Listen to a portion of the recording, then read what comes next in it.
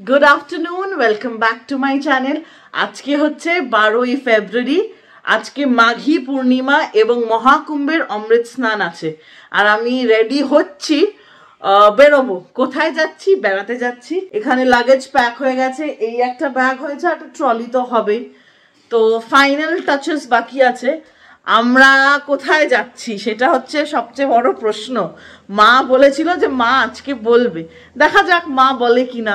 ঘড়িতে প্রায় বাজে এখন 2:40। মা এখানে লাঞ্চের ব্যবস্থা করছেন, দেখি মাকে পটানো যায় কিনা। মাই বলবে মা কোথায় যাচ্ছে। ও মা, তুমি কই যাবো আজকে? যাবো টাটা। কোথায় মা বলো? আজকে এখনো মা বলছে না, মাকেই বলতে হবে। এমনই একটা জায়গা, মারই মনে ইচ্ছে ছিল সবচেয়ে বেশি। বলো না মা, তুমি কোথায় যাচ্ছ বলো না মা। আমি বলবো, কেন বলবো না? এখনো বলছে না। তো যাক, আজকে লাঞ্চ আমাদের ট্রেন ছিল বিকেল 4টে, তো সেটা এখন হয়ে গেছে রাত 8টা। ট্রেন লেট না, ট্রেন রিশিডিউল হয়েছে, তো এখন হয়ে গেছে রাত 8টা। 4 ঘন্টার জন্য রিশিডিউল হয়েছে। তো রাজধানী করেই যাচ্ছি। ট্রেনের নাম হচ্ছে দিল্লি রাঁচি রাজধানী, বুঝেছো মা? একবারে রাঁচি গিয়ে কালকে ঘুম থেকে উঠো, ঠিক আছে? তুমি তো বলছো না কাউকে কোথায় যাবে। মা একেবারে দাঁতে দাঁত চেপে, মার এখনো বিশ্বাস হচ্ছে না যে মা ওখানে যেতে যাচ্ছে বা যেতে পারবে কিনা, তো এর জন্যই হয়তো বলছে না। তো এখন লাঞ্চ করে নেবো, আমরা ঘর থেকে বেরিয়ে যাবো 5টা নাগাদ বেরিয়ে যাবো। 3টে বাজে, 3:45 বাজে, ওই আর 2 ঘন্টায় বেরিয়ে যাব। তো চলো, লাঞ্চে আজকে একদম ছিমছাম। কালকের যে নিরামিষ তরকারিটা রান্না করেছিল মা, একটু টেস্ট করেছিল, ওইটাই আজকে ভাত দিয়ে উঠে যাবে। আর অল্প একটু ঝাল টমেটোর চাটনি আছে, এই যে সাথে করেছে মা। অল্প একটু ডালও ছিল ফ্রিজে। তো ফ্রিজটা তো যদিও খুব কম দিনের জন্যই যাচ্ছি, 2 দিনের জন্যই যাচ্ছি, কিন্তু ফ্রিজটাতে কোনো জিনিস, সবজি টবজি সবই থাকবে, কিন্তু কোনো রান্না করা জিনিস রেখে যাব না। তো তার জন্য অল্প একটু ডাল আছে, আর মা বানাচ্ছে ডিমের অমলেট, ব্যাস তোফা খাবার। আজকের লাঞ্চের মেনু হচ্ছে সাদা ভাত, বললামই মা ডিমের অমলেট বানাচ্ছে। আর এটা হচ্ছে একটা নিরামিষ তরকারি, মিষ্টি কুমড়ো পড়েনি বলে রংটা না একটু ডাল ডাল। তার সাথে আছে, যেটা দেখালাম তোমাদের, টমেটোর চাটনি, কিন্তু এটা ঝাল, এটা মা বেশ ভালো করে, তোমাদের সাথে নিশ্চয়ই একদিন শেয়ার করব। অল্প একটু মুগ ডাল। অনেকক্ষণ বাদে আবার তোমাদের সবার সাথে দেখা হচ্ছে। এখন ঘড়িতে বাজে 4:45। এই যে 4:45 বাজে, আর আমার মাও এখানে বসে আছেন একদম রেডি। মেয়ের কালো শাল, মায়ের কালো কোট। এই কোটটা জানো তো আমার, কিন্তু আমার মা এটাকে এখন আর ছাড়ে না, যেখানে যায় এটাই পরে যাবে, এটা ছাড়া যেন আর কিছু নেই। আরো আরেকটা লং কোট আছে না ফরওয়ালা, ওটা পরো না কেন তুমি? হ্যাঁ, এটা পরে আসি তারপরে। আর এদিকে সমস্ত লাগেজ প্যাক হয়ে গেছে। 3টে মানুষ 4টে ব্যাগ। এই একটা ব্যাগ, এটা হ্যান্ড ব্যাগ, একটা ট্রলি আছে, আর একটা কাঁধে নেওয়ার একটা ব্যাগ, আমি বা মা যে কেউ নেবো। আর আরেকটা হচ্ছে ভাইয়ের ব্যাগ, তো ওই যে কালো রঙের।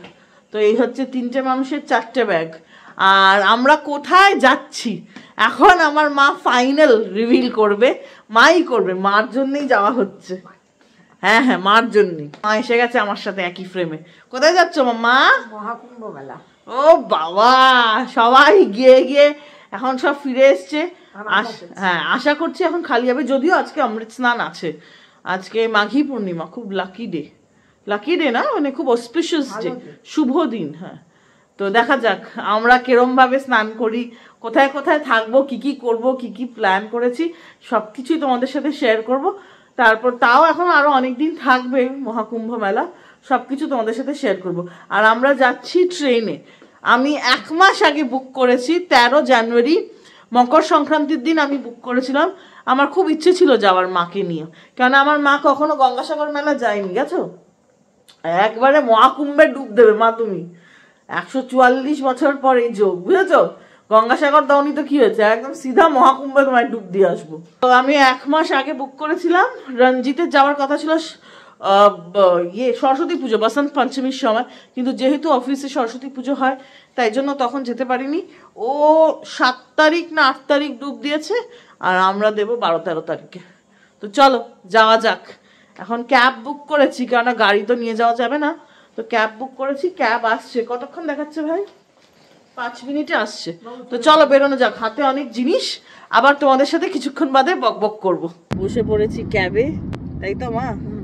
আমার মাকে মাঝখানে, ভাই ওপাশে, মা মাঝখানে স্যান্ডউইচ চ্যাপটা হচ্ছে। তো তিনজনই গাড়িতে পেছনে, তার কারণ হচ্ছে দিল্লিতে তো সবই সিএনজি ক্যাবস হয়। তো সিএনজি সিলিন্ডারটা যখন পেছনে পড়ে তখন লাগেজ রাখার আর জায়গা হয় না, তাই জন্য ওই যে সামনে দেখো লাগেজ রেখেছি, আর পেছনে তিনজন স্যান্ডউইচ হয়ে বসেছি। বেশ মজার, একজন একজনকে কুচকাতে কুচকাতে যাওয়া যাচ্ছে। এই যে মাকে চটকাতে চটকাতে যাওয়া যাচ্ছে, একবার ভাই ওদিক থেকে চটকাচ্ছে, একবার আমি দিক থেকে চটকাচ্ছি। তো চলো, দ্য জার্নি হ্যাজ স্টার্টেড।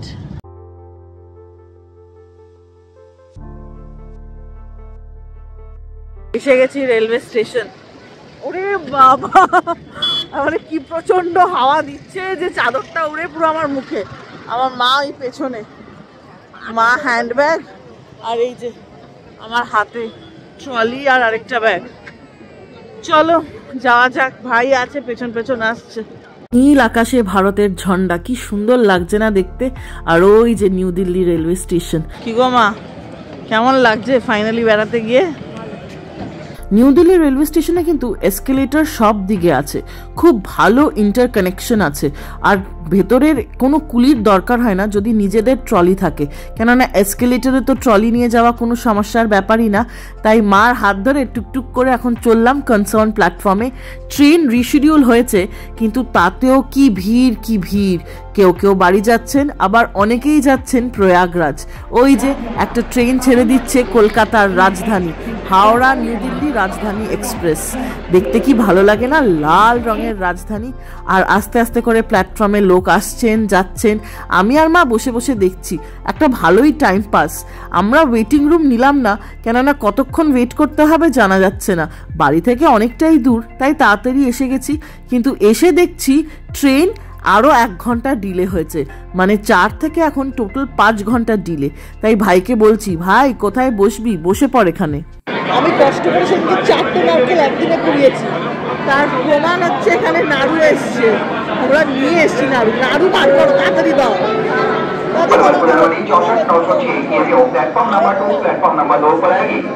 रामोनीन भदवान के आते पलवल कुरानवाली 64-906 EMU platform number 2 platform number 2 पर आएगी। रामोनीन भदवान के आते पलवल বসে বসে বোর হচ্ছি। ভাইয়ের কফি খাওয়া হয়ে গেছে, আমি আঙুর খেয়েছি। মা তুমি কি খেয়েছো? নাড়ু খেয়েছো? ও, আর আমরা তিনজনে মিলে একসাথে নাড়ু খেয়েছি। সেদিনকে কুড়িয়েছি না, আজকে তার ফল পাচ্ছি। এই হচ্ছে গল্প। আর একটার পর একটা ওই প্ল্যাটফর্মে একটা ট্রেন ছেড়ে দিল, আমাদেরটা এখনো দেয়নি। 7টা বাজে, 7:03। ট্রেন এখনো দেয়নি, যদিও ট্রেন নাম্বার কিন্তু এখানে ফ্ল্যাশ হচ্ছে।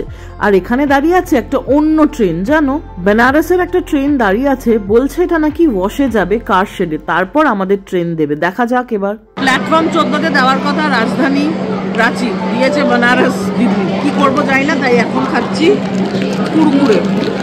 ট্রেন জার্নি আর কি জার্নি, যদি চিপস না খাওয়া হয়। না মা,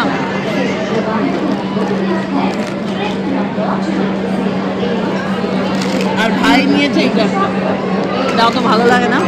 কুরকুরে জিন্দাবাদ বলছে তো, বলছে এই ট্রেনটা এখন বসে যাবে, তারপরে দেবে রাজধানী। তত করে সময় বাড়ছে, তত করে ভিড় কিন্তু আরো বাড়ছে।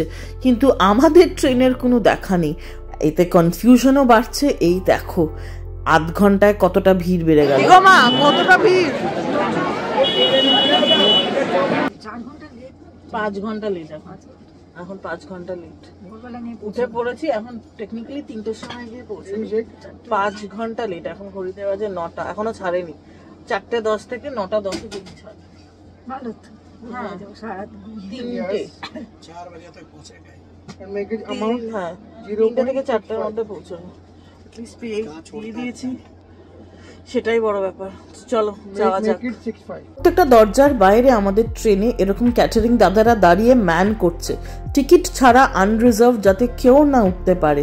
চলে এলাম আমার সিটে। প্রায় 5-5.5 ঘন্টা ট্রেনটা লেট, কিন্তু এখন যখন রাঁচি রাজধানী আস্তে আস্তে করে নিউ দিল্লি রেলওয়ে স্টেশনটা ছাড়ছে, মনটা একেবারে প্রফুল্লিত। জানো কেন? রাত পোহালেই প্রয়াগরাজ, তীর্থরাজই তো বলা হয় প্রয়াগরাজকে। ফাইনালি যে যেতে পারছি, এইটাই আমার সৌভাগ্য, তাও আবার নিজের পরিবারকে নিয়ে। মা নাড়ু বানিয়ে এনেছিল না, বলছি মা খিদে পেয়েছে, একটু নাড়ু দাও তো। এই নাড়ু খাওয়া নিয়ে আমার আর ভাইয়ের হেভি কম্পিটিশন। ভাই ওপরের সিটে চলে গেছে, 3টে সিটের মধ্যে 2টো ওপরের, একটা মিডল বার্থের, আর আমি এখানে ওয়েট করছি। আমরা যদিও খাবার অর্ডার দিয়েছি, এই দেখো রাজধানী গতি নিয়ে নিয়েছে নিজের, অন্ধকারে হুহু করে যাচ্ছে, আর ইতিমধ্যেই 3 জনের খাবারের প্লেট দিয়ে দিয়েছে। ফাইনালি রাত বাজে 11টা, ডিনার দিয়েছে। এটা হচ্ছে মায়ের ডিনার, ভাইয়ের ডিনারও এখানে আছে। 3 জন পাশাপাশি বসে ডিনার করছি। আর এই হচ্ছে আমার ডিনার। দই তো আমি খাবো না, দইটা বাড়ি নিয়ে যাবো। আমরা ভেজ থালি নিয়েছিলাম, একটা আলুর তরকারি দিয়েছিল, তারপরে ছিল জিরা রাইস। রাইস থাকলেও রুটি কিন্তু ম্যান্ডেটরিলি ওরা দেয়। আর মাও এখানে নিজের প্লেটটা খুলছে, সবারই একই জিনিস। আর এইটাতে আমি প্রথমে দেখে ভেবেছিলাম ডাল, কিন্তু জানো তা না, এটা হচ্ছে একটা পনিরের তরকারি। আমি তো পনির খেতে পারি না, তার জন্যে পনিরগুলো মাকে দিয়ে দিয়েছিলাম, গ্রেভি দিয়ে খেয়ে নিয়েছি। আর এখানে একটু নুন ছিল, সাথে এখানে কিন্তু অরহর ডাল, যেটা আমি মাকে দিয়ে দিই পরে। রাত বাজে 11:15, ট্রেনের মধ্যে এইসব খাওয়া দাওয়া সব হয়েছে, তাই তো মা? আর আমার মা একটু ফেলে দিয়েছে আমার জন্য, আমি মার গায়ের ওপরে ফেলে দিয়েছি। অরহর ডাল দিয়েছিল তো, ওটা তো আমি খাই না, আমার প্রচন্ড গ্যাস হয়, তো ওটা মাকে দিতে গিয়ে তরল করে পড়ে গেছে। এখন বোধহয় আইসক্রিমও দেবে। আইসক্রিম দেবে? দেবে তো। রাজধানী এটা বাবা, রাজধানী। আইসক্রিম খাবো, আইসক্রিম।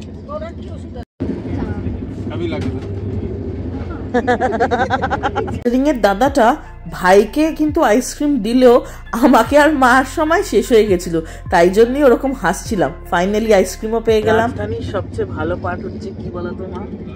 আইসক্রিম। এটা খাওয়ার জন্য আমি এতক্ষণ ধরে বসে আছি, নাহলে ট্রেনে উঠলেই আমার ঘুম যা ব্যাপক হয়, ফাটাফাটি ঘুম হয় ট্রেনে। আমার মতো কারা আছো যাদের ট্রেনে অসাধারণ ঘুম হয়? আমি সেই দলে আছি। আমার মার একদম ঘুম হয় না, হয় ঘুম, আমার ব্যাপক ঘুম হয়। তো চলো এটা খেয়ে নিই, তারপর দেখা যাক কি করি। আমার মা এখানে বিছানা করিতেছেন নিজেরটা, আর আমি এই মাঝখানের বর্তে আছি। ওমা, মা ঘরে বিছানা করো, এখানে এসে বিছানা করতে ভালো লাগছে? ওই দেখো আমি মাঝখানের বার্থটা পেয়েছি। অ্যাকচুয়ালি মাঝখান আর ওপর আমাদের ছিল, বাট নিচের যে ভদ্রলোক ছিল উনি উপরে চলে গেলেন, তো নিচে মা চলে গেল আর আমি মাঝখানে চলে গেলাম। ঘড়িতে এখন বাজে 12:15। এক্সপেক্টেড প্রয়াগরাজ জাংশনে ঢুকবে ভোর 4টে থেকে 5টার মধ্যে। তো চলো তখন আবার দেখা হচ্ছে। এখন গুড নাইট, বাই বাই। ঘড়িতে এখন বাজে ভোর 4:15 কি 4:30, আর ইতিমধ্যেই পৌঁছে গেছি প্রয়াগরাজ জাংশনের আগের স্টেশন সুবেদারগঞ্জ। আর এখান থেকেই সোজা প্রয়াগরাজ জাংশন যাবে। ট্রেনটা আস্তে আস্তে যাচ্ছে। এইবার পৌঁছে গেলাম প্রয়াগরাজ জাংশন, নেমে পড়েছি। কি প্রচণ্ড ভিড়, কিন্তু সেরকমই তৎপরতা। পুরো স্টেশনটাকে পুলিশ কিন্তু টহল দিচ্ছে, কারোর এতটুকু সাহস নেই যে কোনো রকমের দুষ্টুমি করবে। সোশ্যাল মিডিয়া যে যাই দেখাক, প্রশাসন কিন্তু নিজের পুরো প্রচেষ্টা করছে আমাদের মতো শরণার্থীদের পুরো প্রোটেকশন দেওয়ার। এবার হাঁটতে হাঁটতে চললাম বাইরের দিকে। স্টেশন থেকে বেরিয়েই, মানে স্টেশনের মধ্যেই মহাকুম্ভের কি সুন্দর ছবি আঁকা। এখন মা মেয়ে ছেলে মিলে আস্তে আস্তে হেঁটে হেঁটে বেরোচ্ছি। চতুর্দিকে মহাকুম্ভের হোর্ডিংস, পোস্টার, সব কিছু। ফাইনালি স্টেশন থেকে বেরিয়ে গেলাম। লোকে লোকারণ্য। এটা তো আমাদের ধর্মের সবচেয়ে বড় সমাবেশ। এত বড় সমাবেশ যে এর আগে কখনো কেউ দেখেনি। ওই দূরে সঙ্গম পেয়ে গেছি একটা টোটো রিজার্ভ করে। এখন যাচ্ছি কালীবাড়ি। আমরা এখানে এলাহাবাদ কালীবাড়ি বা এখন প্রয়াগরাজ কালীবাড়িতে আগে হল্ট করব, তারপরে যাব সঙ্গম। আর এই যে মাম্মা, কি গো মা, কতটা হাঁটতে হয়েছে তোমাকে? हिम्मतगंज जाएंगे आप जगह, कालीबाड़ी में मालूम है जगह? হ্যাঁ হ্যাঁ বিলকুল মালুম। প্রয়াগরাজের আগের নাম হচ্ছে এলাহাবাদ। এলাহাবাদে আমি এর আগে 3 থেকে 4 বার এসছি, প্রত্যেকবারই কাজের সূত্রে। পুরনো এবং নতুনের একটা অদ্ভুত মেলবন্ধন আছে। অত্যন্ত রিল্যাক্সড শহর, আর এখনো পুরনো বাড়ি কত যে আছে। এই রাস্তা দিয়ে যেতে যেতে মনে হচ্ছিল এই বাড়িগুলোর স্ট্রাকচার এত পুরনো, হয়তো কোনোটা মুঘল টাইমে বা কোনোটা ব্রিটিশ টাইমে। ব্রিটিশ টাইমের তো অনেক বাড়িই আছে, সেরকম পুরনো দেওয়াল, পুরনো রং, পুরনো আর্কিটেকচার, দেখেও ভালো লাগে। নতুন আর পুরনোর মেলবন্ধন। ইতিমধ্যেই পৌঁছে গেছি একটা বড় চকে।